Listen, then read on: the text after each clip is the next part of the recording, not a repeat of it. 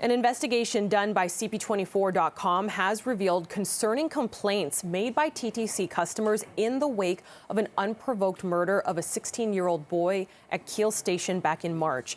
CP24 reviewed more than 1,400 complaints logged by the TTC in the 24 hours before Gabriel Magalhaes' murder and the 6 days following it. Now, nearly 9% were classified as quote, security related, with some indicating physical altercations took place. At least half a dozen complaints pertain to people consuming drugs on TTC property. Riders also raised concerns about the number of vulnerable individuals who appear to be seeking shelter on TTC vehicles as well as inside stations. For more on this story, we are joined by Stuart Green, TTC spokesperson. Stuart, thank you for your time. I want to ask you, what would you say is your response for riders who are starting to feel as if they even put a complaint in towards the TTC, that they're not really feeling heard or seen when it comes to some of the violent or unsafe interactions that they're experiencing on the TTC?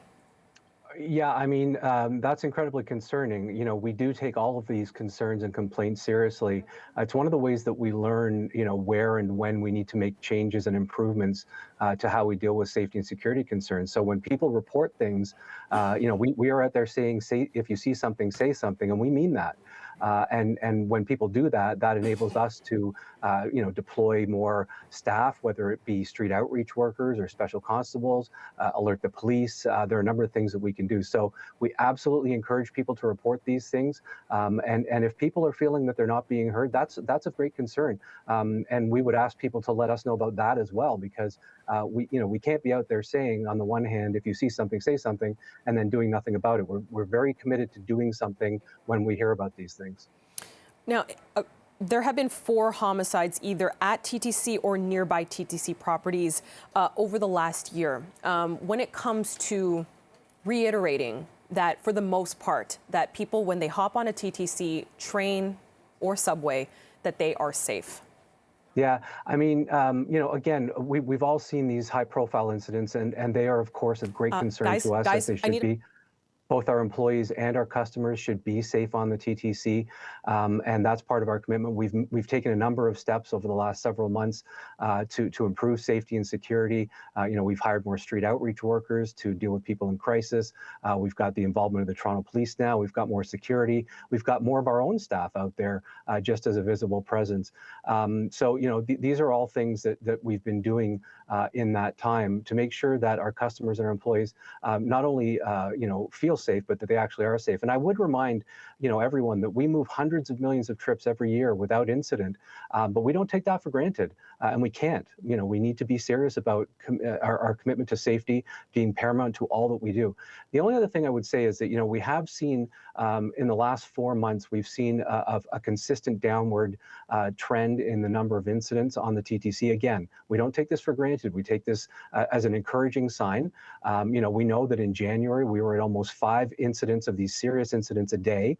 That is now down to around 3, and our intent is to keep pushing that number down. There are always going to be some exceptions. There will always be some incidents, and we have to do our level best to make sure that we're prepared to both prevent and deal with them if they do happen. Mm-hmm. You know, Stuart, a point I want to mention too is that in a number of these complaints that were given to the TTC that CP24.com was able to obtain, many did write in and say that they weren't necessarily pointing the finger at TTC workers themselves because, hey, it's not a janitor's job to keep them safe, let's say, or perhaps, you know, someone who works behind the glass. But what would you then say is a solution then to make people, whether it's TTC workers themselves or those who actually ride or use the services, make them feel a little more safer, whether they're going there for their service or they're going to work? Yeah, so you know, we do have a number of safety and security measures in place.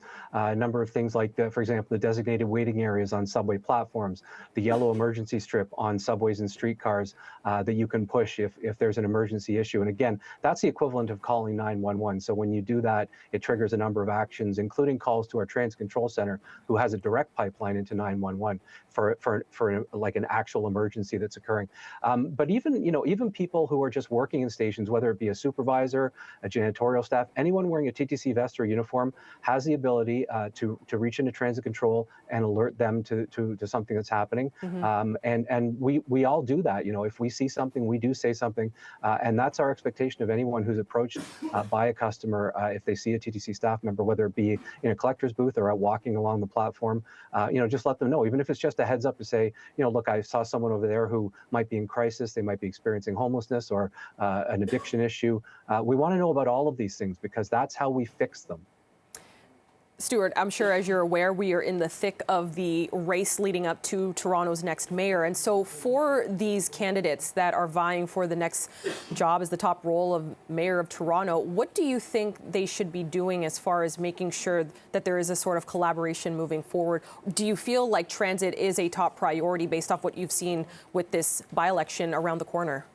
Yeah, well, I mean, I think you know that I'm not going to comment on political matters, but what I can say is that we were expecting and we have seen that safety on the TTC would be an election issue. We knew that. It's an issue beyond an election issue. It's an issue of great concern to us and to our customers and our employees. So, you know, what we're hearing is a lot of discussion about the issue. That's encouraging. That's positive because with that comes ways to address that. Hopefully, solutions. We're very collaborative. We work with the City of Toronto through Streets to Homes. Through the LOFT program. There's a pilot right now to get mental health supports to people who are in crisis. We've got the Toronto Police, of course, that we work with. So it's a very coordinated effort. And, you know, as I've spoken about, you know, many times on your show and others, you know, we are first and foremost a transit agency. And some of the things that we've seen, some of the challenges we've experienced are broader. They're bigger than transit. They're more societal in nature. So the fact that there are, you know, those who are aspiring to be the mayor talking about these issues is very encouraging. And hopefully we can continue that relationship with the city, which has been very, very positive.